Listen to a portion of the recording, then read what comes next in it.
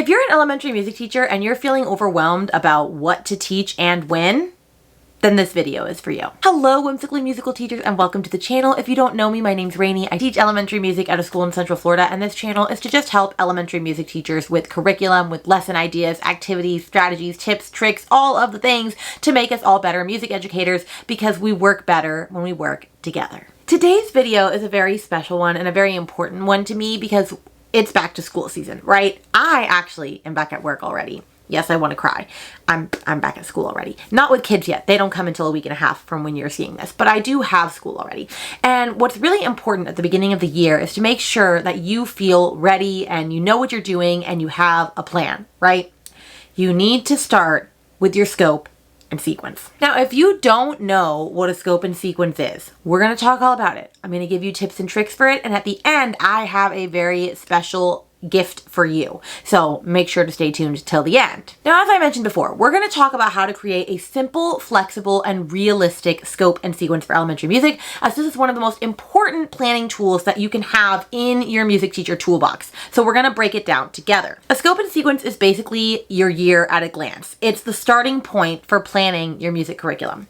It gives you a bird's eye view, or a scope, hence scope and sequence, of what's coming up across the year for you, what musical concepts are coming on the pike, and it helps you make sure that you're actually allotting enough time for your students to learn and master the concepts that you want them to learn throughout the year. Because there's nothing worse than just going without a plan and coming to the end of the year and going, wow, we didn't get through any of the stuff that I wanted to teach because you didn't plan accordingly. Without a scope and sequence, it's easy to accidentally rush through material or miss building those key building blocks that your students need in order to actually become educated, well-rounded musicians. Now, the thing about scope and sequences is that they are not one size fits all. Nobody's scope and sequence is going to look exactly the same, and that's a good thing, because none of our classes are exactly the same. Some of us, I know, teach 16th notes, for example, in 3rd grade, whether other ones teach it in 2nd grade. Now, of course, there are some universal things that we're never going to change, like you're probably not going to teach syncopation to your kindergarten babies before you've even taught them quarter and 8th note. Like, that's a fairly consistent thing that you're probably not going to do. But there is an order, right? There's stuff that builds upon each other to get to where your 5th graders need to go. And so it's important to start thinking about that ahead of time so that you can map it out and you know exactly what you're teaching and when, because there's really no greater feeling than not having to worry about that. Now, a good scope and sequence should be simple, flexible, and adaptable. Why? Because it's always changing based on your students' needs. What works for one school might not work for another. What works for mine probably doesn't work for yours, because we also have different student demographics. We have different, just everything is different, right? And those are things that we need to consider. Let's talk about a couple of things that you need to consider before you even start building out your scope and sequence. The first thing that you need to do is you need to actually start with setting some goals, okay? You need to ask yourselves, what do you want your students to accomplish by the end of the school year? And this is for each grade level. By the end of kindergarten, what do you want them to be able to do? Do you want them to be able to read quarter and 8th notes? Do you want them to be able to recognize sol and mi? Do you want them to just be able to keep a strong, steady beat? What do you want them to do? And then once you have that down, just write down your basic goals.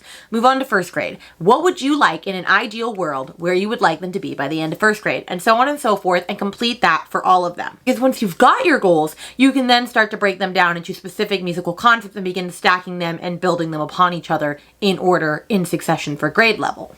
Then the next thing that you need to do is actually decide what musical concepts are going to happen. So now you have a roadmap, right? You know what you want your kindergartners to be able to do by the end of the year, or 4th grade, or whatever. So now you need to backtrack and say, in order for them to know that, what are the concepts that they need to know? So for example, let me look at my kindergarten spreadsheet really quick. By the end of the year, I want them to have a strong understanding of beat versus rhythm and all of the musical comparatives, fast and slow, loud and quiet, high and low, same and different, right? I want them to really, really, really be confident at beat versus rhythm. That's ultimately my ideal goal for them. So then it's like, okay, let's backtrack. How can we do that? Obviously, we need to spend a lot of time on steady beat. We need to spend some time having a fast and slow unit, having a loud and soft unit, having a high and low unit. Maybe we, obviously we want to add in solo and group singing because I want them to become comfortable with singing and all the stuff. And then we'll go to pre-rhythm, long versus short. And then we'll introduce what rhythm is. And then we'll finally end with beat and rhythm, right? But these are all different musical concepts that I need them to learn before they get to my end goal. So I kind of need to backwards plan. Look at the end goal and okay, what concepts do I need to put on here in order for me to achieve that end of year goal? You then need to start considering a couple of things, right? Your school calendar. Do you have any major events that are going on throughout the year for you? So for example, I have a winter concert and a spring concert. And so that requires weeks of preparation beforehand. Weeks of preparation where I'm not going to be focusing on major concepts. I'm going to be focusing on my show material. That loses me at least a month around each show, right? So you need to consider, do you have any school events that you need to take into account? How often do you actually see your students? Like for me, I see my students once a week. For the younger kids for 35 minutes and the older kids for 40 minutes. Actually, I see my youngers twice a week and I see my olders once a week. So I get 70 minutes with my littles and 40 with my big, which I feel like is very flip-flopped, but it's fine.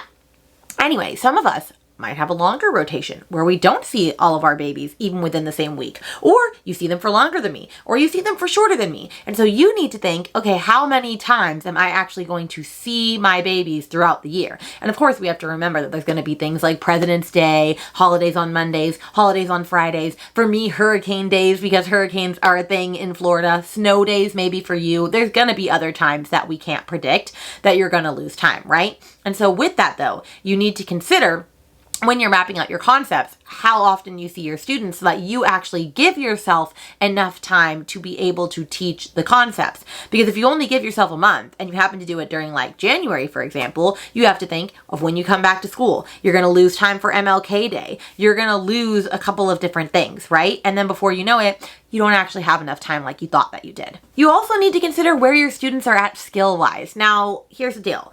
I have an ideal scope and sequence of what I would love my babies to be able to achieve, what I want them to do. And then I have a realistic one, because if we're being honest, I don't always get to everything that I want to teach, especially because I'm like rebuilding the wheel at my school still. This is my 3rd year with my babies and they didn't know any of this stuff. So I can't just assume, oh yeah, they know syncopated rhythms in 4th and 5th grade. No, they didn't even know quarter and eighth note, y'all. They didn't even know that. So I have my scope and sequence, like my personal one looks a lot different than what other people's will look like. We're not on like fa in 5th grade. We're on mi, re, do right now. And that's okay. I'm being realistic, right? So you have to also consider, where are your students? That'll drastically change how your scope and sequence looks. As you don't want to just build the ideal scope and sequence, you want to build the one that's actually realistic for you and your students. Although, having the ideal one is also great, because then that's a great motivator for you, an incentive for you to get there eventually, right? Because we can always adapt and grow in our teaching. So we're planning backwards, right? We're starting with our end goal, we're figuring out our concepts, then we're figuring out, okay,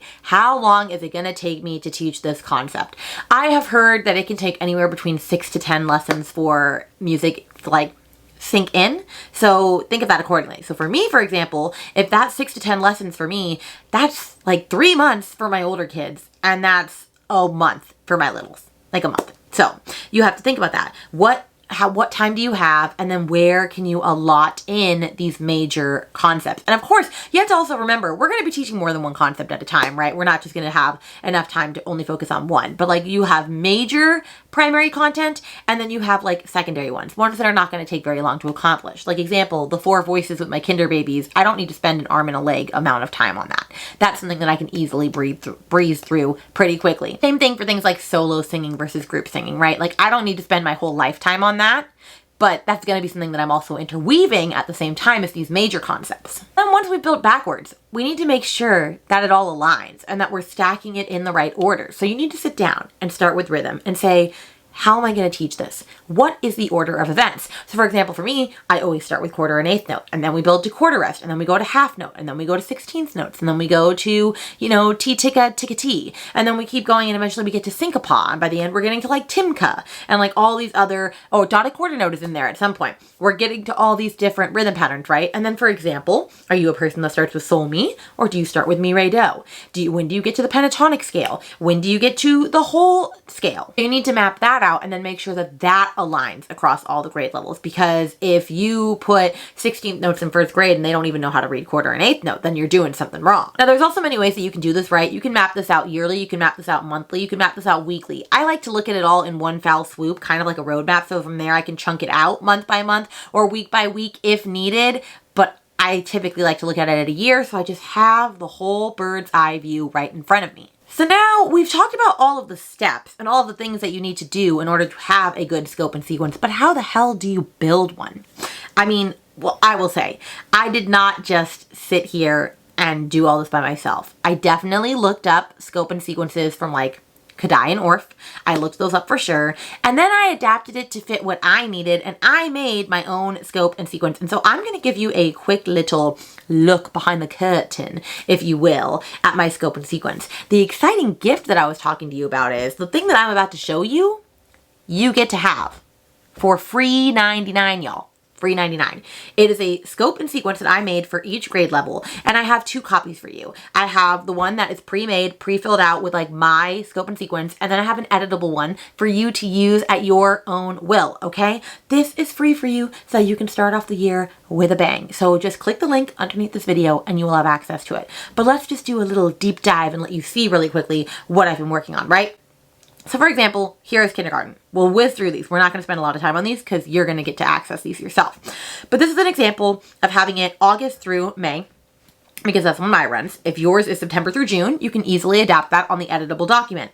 And then I break it down into rhythm, melody, form, expression, seasonal stuff, / like you could put school stuff, and then other. So for example, I know we need to spend a hell of a lot of time on steady beat, right? A good chunk of the year is spent on steady beat. But I'm also working on 4 voices at the start of the year. And then I move into solo versus group singing. And that's happening simultaneously. Then we have echo songs eventually. We have a fast and slow unit. We have a loud and soft unit. We have a high and low unit. I want to make sure I'm tying things in for Hispanic Heritage Month, Halloween, Thanksgiving, winter holidays, all that stuff. I also like to, touch on unpitched percussion and locomotor and non-locomotor movement. And then we keep going into the year. We have call and response. We have Valentine's Day and Black History Month, Women's History Month, St. Patrick's Day, music in our school months, AAPI month, jazz month. And then we do stuff like same and different. We get to pre-rhythm finally, intro to rhythm, and beat versus rhythm. And so this is just an example of how you can spread it out. So obviously there are things that I'm like, that's not going to take nearly as long. 4 voices is not going to take nearly as long as steady beat, right? So those are just things to think about. And here's an example of like first grade, and I have it in different colors. Prepping, if you're prepping something to be introduced, because I do use the Kadai method, then prepping would be in red. Presenting, mean that's like your big presentation moment, is blue. And then your practicing stuff would be in purple. And so here's just an example of first grade. And then let's take a look at second grade. As you can see, there's a lot of things that they're doing here. Broken Bourdoon, dynamics, question and answer, tempo. It gets a little bit bigger. We start introducing 2-part canon at the end. And then we have third grade, and we're getting to things like crossover, Bourdoon, accents and time signatures, pentatonic scale. We get to fourth grade, they're working on like 6/8 meter, 1 to 4 chords, theme and variation. We're getting in deep. Intro to treble clef and reading music. And then fifth grade, obviously we have like mixed meters, reviewing everything prior, major verse minor, anacrusis, all the things, right? Now I will say, this needs to be adapted because this is not exactly where I'm at. This is like the ideal one, right? I do have my realistic one as well that I just didn't pull up at the moment. But this is an example of how easy it can look, right? I can just open this at any time and go, okay, this is what I should be focusing on. Now, of course, you have to actually build the lessons to like accompany it. But like this is a huge starting game point. If you have this, the world is really your oyster. So if I can leave you with anything to wrap it up, you need to keep your scope and sequence flexible and adaptable. You need to let your students' current needs guide all of your decision making. You need to set clear goals and work backwards. And don't be afraid to adjust throughout the year. There is no reason that you ever need to be behind. You are literally the one making the schedule. So why do you need to feel behind? Just adapt. If you need more time, add more time. It's very simple.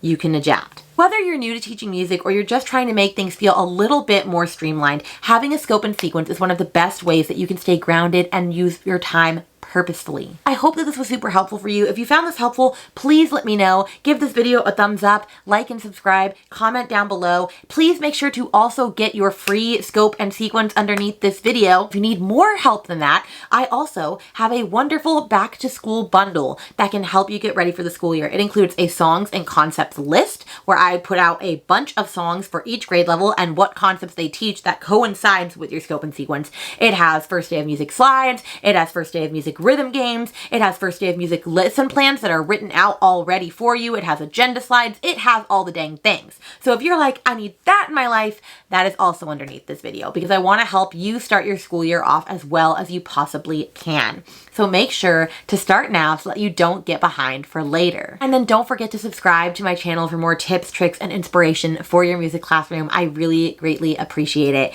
Until next time, thanks for watching and go out and teach music the whimsical way. Bye, friends.